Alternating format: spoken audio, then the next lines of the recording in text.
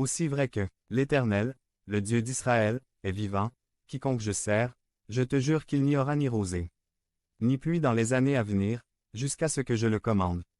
Élie fut envoyé comme prophète auprès du roi Achab pour lui dire que dans le cadre du jugement de Dieu, il y aurait une grande sécheresse qui durerait plusieurs années. Cette région entière resterait longtemps sans liquide vital, ce qui constituerait un gros problème pour la ville. Mais au-delà du problème économique et social que provoquerait la sécheresse, tout cela a un contexte profondément théologique. Il s'avère qu'Achab, totalement influencé par son épouse païenne Jézabel, était un adorateur assidu du faux Dieu Baal. Et ce qui est intéressant, c'est que, parmi les Cananéens, Baal était considéré comme le dieu de la tempête, donc le fait qu'il n'y ait pas de pluie, selon la parole du Dieu d'Israël, mettait Baal sous un très mauvais jour. Cela le rendait ridicule. C'est ainsi qu'Élie débute son ministère prophétique, face au roi Achab, roi apostat d'Israël, et à son pseudo-dieu Baal. Il n'était pas étonnant qu'Élias figurait parmi les 10 personnes les plus recherchées en Israël. Après avoir déclaré la sécheresse, Élie fut renvoyé par Dieu loin de la présence d'Achab. À cette époque, la provision de Dieu était très évidente pour le prophète. À cette époque, il est soutenu par 2 personnages qu'on ne pouvait pas imaginer. Premièrement, il est nourri par les corbeaux. Ces oiseaux lui apportaient sa part de viande et de pain le matin et l'après-midi. Quelle disposition étonnante! Les corbeaux sont généralement des icônes d'égoïsme, d'abus de confiance, de trahison.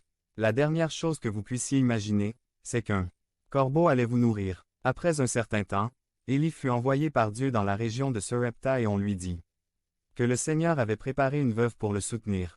Imaginez, dire veuve à l'époque biblique revenait à parler de la personne la moins protégée de toute la société. Et ici, c'était une veuve que Dieu utilisait pour nourrir le prophète. Chez les plus faibles, chez les plus fragiles, Dieu montre sa grande puissance et nous montre ainsi que nous dépendons toujours de lui. Cette veuve vit 2 miracles dans sa propre vie grâce au prophète. Il y a d'abord eu une multiplication du pain. Il n'avait rien à manger sauf un peu de farine et un peu d'huile. Et Dieu multiplia ces 2 éléments de telle manière que tant que dura la sécheresse, il n'y eut jamais d'huile dans la jarre ni de farine dans la jarre. Mais il y eut aussi un autre miracle, le fils de la veuve mourut et, en réponse à la prière du prophète Élie, Dieu montra sa puissance en le ressuscitant.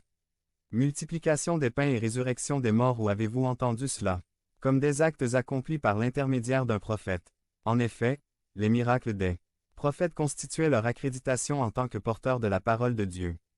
Et tout comme ces miracles confirmaient Élie comme prophète de Dieu, de même, les miracles de Jésus étaient la preuve et le signe de la mission du Fils de Dieu et du fait qu'il parlait au nom de Dieu. Le chapitre 18 de Un roi commence avec la réapparition d'Élie en terre d'Israël. Plusieurs années de sécheresse se sont écoulées et le peuple et le roi sont désespérés. Tout meurt par manque d'eau. Élie apparaît devant Achab et en plus annoncer qu'il va pleuvoir à nouveau, il lui lance un défi très audacieux qui se vérifiera.